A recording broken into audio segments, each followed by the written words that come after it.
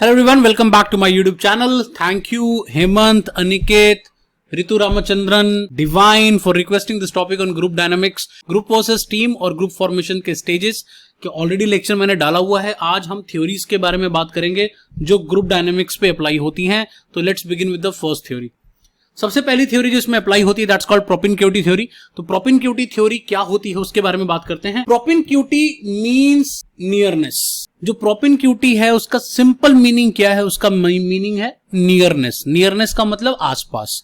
कोई भी चीज हम कहते हैं कि this particular place is propinquity to my home, मतलब ये मेरे घर के पास पड़ता है. That is called propinquity. The theory states that individual form groups with one another because of the spatial or geographic proximity.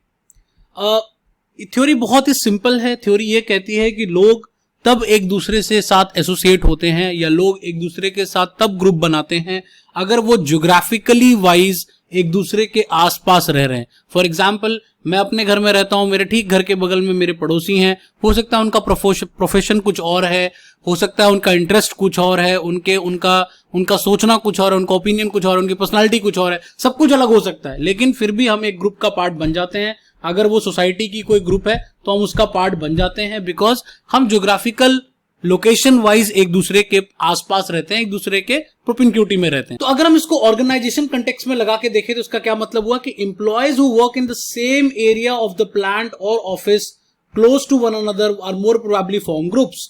कहने का मतलब किसी भी ऑर्गेनाइजेशन में अगर कोई भी 2 या 3-4 लोग एक पर्टिकुलर डिपार्टमेंट में काम करते हैं, एक पर्टिकुलर प्लांट में काम करते हैं, एक पर्टिकुलर ऑफिस में काम करते हैं, तो उनके बीच में ग्रुप बन ही जाता है. And that is what the propinquity theory says. इसके ऊपर कुछ रिसर्च भी हुए हैं और कुछ रिसर्च एविडेंस भी पॉजिटिव रिजल्ट देते हैं. मतलब वो कहते हैं कि ऐसा होता है. दैट मीन्स कि अगर लोग एक दूसरे के आसपास काम करते हैं या ज्योग्राफिकली एक दूसरे से नियरली लोकेटेड होते हैं तो उनकी बीच में ग्रुप बनने के चांसेस रहते हैं.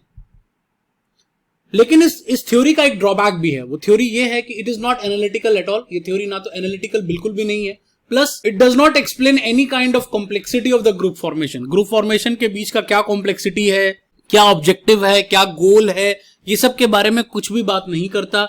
ये बहुत ही सिंपल सी थ्योरी है जो कहते हैं अगर आप आसपास हैं ज्योग्राफिकल रीजन वाइज तो आप ग्रुप बनाएंगे. दूसरी बात कि हमें सबको ये पता है कि ये एकमात्र रीजन ग्रुप बनाने का नहीं होता. ग्रुप बनाने के और भी कई रीजंस होते हैं जो इस पर्टिकुलर थ्योरी में कवर नहीं किए गए थे. तो आई होप कि आपको प्रोपिनक्यूटी थ्योरी समझ में आ गई है. अगली थ्योरी के बारे में बात करते हैं. The next theory was given by Homans and that is why it is called Homans theory of group dynamics. तो होमन्स थ्योरी के बारे में बात करते हैं. The theory was given by George C Homans. इन्होंने प्रपोज किया था Homans theory and according to him ये थ्योरी क्या कहती थी? Theory says The more activities people share, मतलब जो एक्टिविटीज हम करते हैं अपनी डेली लाइफ में या अपने ऑर्गेनाइजेशन में, अगर उनके बीच में कुछ शेयरिंग है एक्टिविटीज का, उससे क्या होता है? उससे हमारा इंटरैक्शन बढ़ता है. अगर हम एक जैसी एक्टिविटीज कर रहे हैं तो हमारा एक दूसरे के साथ इंटरैक्शन बढ़ेगा, और अगर इंटरैक्शन बढ़ता है तो उससे स्ट्रॉन्ग सेंटिमेंट्स क्रिएट होने के चांसेस रहते हैं. तो ये 3 चीजों के ऊपर बेस्ड है. एक्टिविटीज से इंटरैक्शन से सेंटिमेंट्स. बस AIS याद रखें दिमाग में, उससे आपको होमन्स थ्योरी हमेशा याद रहेगी. और इससे ये बात भी क्लियर हो जाती है कि ये जो तीनों एलिमेंट है, एक्टिविटीज, इंटरैक्शन और सेंटिमेंट्स, ये डायरेक्टली एक दूसरे से इंटर रिलेटेड है और एक दूसरे से जुड़े हुए हैं. तो इसका एक डायग्राम देखते हैं जिससे आपको समझ में आ जाएगा. अब एक तो सबसे पहली चीज सेंटर पॉइंट पे गोल है, मतलब कोई ना कोई गोल की वजह से कोई ना कोई ग्रुप बनता है. ये सबसे पहली चीज है. प्लस अब उस ग्रुप गोल में भी 3 चीजों का रोल है. पहला कि हम कौन सी एक्टिविटीज कर रहे हैं, और एक्टिविटीज के बेसिस पे हमारा इंटरैक्शन बढ़ रहा है, और इंटरैक्शन से हमारा कहीं ना कहीं सेंटिमेंट्स बढ़ रहा है. तो ये तीनों ही एक दूसरे से इंटरलिंक्ड हैं और इस इंटरडिपेंडेंस की वजह से ग्रुप का फॉर्मेशन होता है. Because activity leads to interest, activity leads to interaction, interaction leads to sentiments. अब यहां पे जो होमन्स थ्योरी का की एलिमेंट है वो क्या है? वो इंटरैक्शन है. वो कहता है अगर आपके एक्टिविटीज भी सेम है लेकिन अगर आपके बीच में इंटरैक्शन नहीं है, मतलब इंटरैक्शन मतलब आप एक दूसरे से मिलते जुलते नहीं है, एक दूसरे से बात नहीं करते, तो उन दैट सिचुएशन में कोई भी सेंटीमेंट या कॉमन सेंटीमेंट्स नहीं होंगे. बट अगर आपके बीच में इंटरैक्शन है तो फिर कॉमन सेंटीमेंट्स जरूर होंगे आपके एक दूसरे के साथ. फिर यही सेंटीमेंट्स जो होते हैं वो क्या करते हैं? Gradually they form informal groups. तो once the sentiment gets developed जैसे सेंटिमेंट्स डेवलप हो जाते हैं किसी दो इंडिविजुअल के या मोर देन टू इंडिविजुअल्स के, तो वो आपस में एक ग्रुप बना लेते हैं जो जनरली इनफॉर्मल ग्रुप होता है। वो कोई फॉर्मल ग्रुप नहीं है, वो इनफॉर्मल ग्रुप है। क्यों इनफॉर्मल है? बिकॉज उनकी एक्टिविटी सेम है और उनका इंटरेक्शन भी रेगुलरली होता है। अब अगर मान लीजिए कि कोई भी डिस्टरबेंस होता है इन तीनों एक्टिविटीज में, तो क्या होगा? इससे सब कुछ डिस्टर्ब हो जाएगा। सब कुछ डिस्टर्ब इसलिए हो जाएगा बिकॉज आपको मैंने पहले ही बता दिया था कि ए, आई और एस तीनों इंटर रिलेटेड हैं। तो अगर कुछ भी प्रॉब्लम आएगी ग्रुप के अंदर या कोई भी डिस्टरबेंस क्रिएट होता है तो उससे एक्टिविटीज भी डिस्टर्ब हो जाएंगी और कई बार लोग एक दूसरे से इंटरेक्ट करना भी बंद कर देते हैं और ऑटोमेटिकली सेंटिमेंट्स तो इफेक्ट होते ही होते हैं। So this was all about Hohmann's theory. Let's move to the third theory and that is called balance theory. अब balance theory क्या कहती है उसके बारे में बात करते हैं। This is the most comprehensive theory. ये सबसे comprehensive है। पिछले वाले दोनों जो थे वो बहुत ही simple और basic नजर आ रहे थे। अब इसमें क्या होता है? The theory was proposed by Theodor Newcomb. तो Newcomb ने ये theory दी थी balance theory. अब according to this theory वो क्या कहते थे? Person are attracted to each other on the basis of similar attitudes towards commonly relevant objects or goal.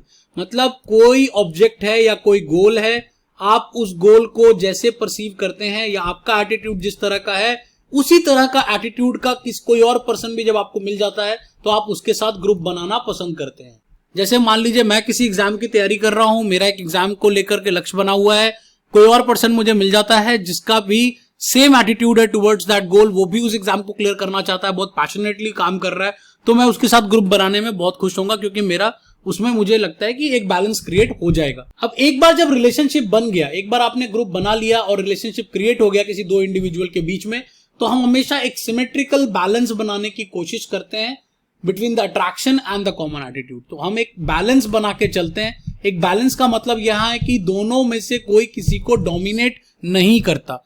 अगर दो लोग, दो इंडिविजुअल मिलकर के एक साथ मिलकर एक ग्रुप को बना रहे हैं तो उस ग्रुप में कोई भी डोमिनेट नहीं करेगा, दोनों लोग एक दूसरे के साथ बैलेंस बना के चलेंगे। अगर कोई इम्बैलेंस हो जाता है तो हम अटेम्प्ट्स करते हैं टू रिस्टोर द बैलेंस। अगर कोई इम्बैलेंस हो गया, फॉर एग्जांपल कोई ए पर्सन है बी पर्सन को डोमिनेट करने लग गया, तो उस सिचुएशन में हम किसी न किसी तरीके से बातचीत करके या एक दूसरे को समझाकर हम बैलेंस को दोबारा क्रिएट करने की कोशिश करते हैं। और फिर भी अगर बैलेंस क्रिएट नहीं हो पाया, अगर बैलेंस रिस्टोर नहीं हो पाया, so in that situation what will happen? The relationship will get dissolved. तो रिलेशनशिप जो होगा, जो ग्रुप होगा, वो डिसॉल्व हो जाएगा क्योंकि उस सिचुएशन में वहां पर बैलेंस नहीं क्रिएट हो पाया। तो ये जो थ्योरी थी वो किस बात पे टिकी हुई है? वो इस बात पे टिकी हुई है there must be a balance in the relationship between the group members to be found for its survival. तो अगर ग्रुप को बने रहना है, अगर ग्रुप को चलते रहना है तो वहां पर बैलेंस बहुत इंपॉर्टेंट है, सभी लोगों का इक्वल पार्टिसिपेशन बहुत इंपॉर्टेंट है। अगर वो बैलेंस नहीं होगा, अगर वहां पर डोमिनेंस हो जाएगा किसी पर्सन का या किसी एक या दो पर्सन का, तो उस सिचुएशन में बैलेंस थ्योरी काम नहीं करेगी। एक इलस्ट्रेशन लेके मैं आपको समझाना चाहता हूं। आप देख सकते हैं यहां पर एक पर्सन इंडिविजुअल ए है, इंडिविजुअल बी है, इंडिविजुअल सी है। ये तीनों ही लोग एक दूसरे से इंटरकनेक्टेड नजर आ रहे हैं। वाई इंटरकनेक्टेड नजर आ रहे हैं? क्योंकि इनके बीच में कुछ कॉमन चीजें हैं। कॉमन लाइफस्टाइल है, या तो उनका कॉमन वर्क है, उनका कॉमन अथॉरिटी है, उनकी कॉमन रिलीजन है, उनका कॉमन पॉलिटिक्स को वो फॉलो करते हैं, कॉमन स्पोर्ट्स को फॉलो करते हैं, कॉमन फिल्म स्टार्स को फॉलो करते हैं, कॉमन सोशल मीडियाज को फॉलो करते हैं। तो इस तरह के कुछ कॉमन बात है उनके बीच में, कॉमन एटीट्यूड है और उस एटीट्यूड की वजह से वो आपस में जुड़े हुए हैं और एक दूसरे के साथ ग्रुप बनाना पसंद करते हैं। So this was all about balance theory. Let's come down to the fourth theory and that is called exchange theory. और मुझे लगता है ये सबसे प्रैक्टिकली रेलेवेंट थ्योरी है कि आज के टाइम में जो मुझे लगता है सबसे ज्यादा जो ग्रुप बनते हैं वो एक्सचेंज थ्योरी के ऊपर बेस्ड होते हैं। अभी मैं समझाता हूं आपको एक्सचेंज थ्योरी क्या होता है। Theory was given by Thibaut and Kelley. Thibaut और केली ने थ्योरी दी थी इसको, एक्सचेंज थ्योरी को। The theory was based on reward cost outcome of interaction. Reward cost outcome के ऊपर ये बेस्ड है। अभी मैं समझाऊंगा रिवॉर्ड कॉस्ट का क्या मतलब है। यहाँ पे जब भी हम किसी ग्रुप को ज्वाइन करते हैं, हम हमेशा इस चीज को सोचते हैं कि हम उस ग्रुप से हमें क्या मिलेगा, हमारी कॉस्ट पड़ रही है या हमें रिवॉर्ड मिल रहा है। अगर हमें रिवॉर्ड मिलता है तो हम ग्रुप में बने रहते हैं, अगर हमारी कॉस्ट लग रही होती है तो हम ग्रुप को छोड़ देते हैं। सिंपल।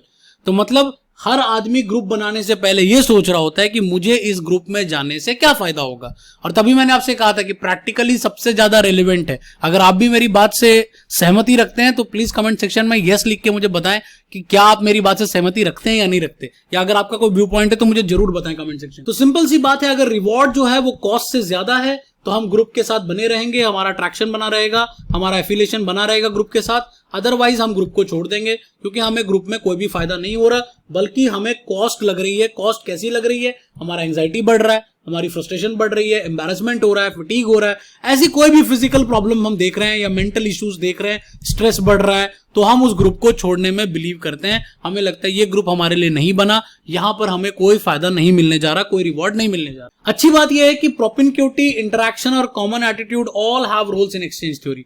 एक्सचेंज थ्योरी में ये सब कुछ आ जाता है, क्योंकि कहने का मतलब है कोई मेरे नियर रहता है, मेरे नियर तो हो सकता है 10 लोग रह रहे हो, लेकिन मैं किसी 2 लोगों के साथ ग्रुप बनाता हूं क्योंकि मुझे लगता है मुझे इन 2 लोगों से फायदा हो सकता है या इन 2 लोगों से मुझे रिवॉर्ड मिलेगा, तो मुझे वहां प्रोपिनक्यूटी अप्लाई हो गई।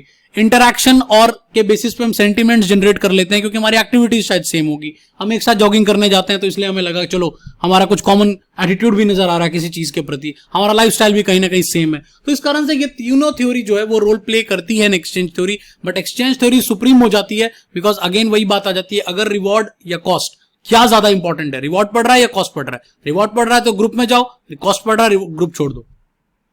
अगेन एक ग्रुप के एक इलस्ट्रेशन से एग्जांपल लेते हैं, एक इंडिविजुअल ए है, इंडिविजुअल बी है, दोनों एक दूसरे से बने रहेंगे अगर वो ये सोचें what I will get as a benefit in forming a group और एसोसिएशन। फॉर एग्जांपल मेरे पास एक बुक है, बी पर्सन के पास एक लैपटॉप है, मुझे उसका लैपटॉप चाहिए, उसको मेरी बुक चाहिए, तो हमारी एसोसिएशन बनी रहे। तुम आए हो तो क्या लेकर आए हो और तुम जाओगे तो क्या देके जाओगे?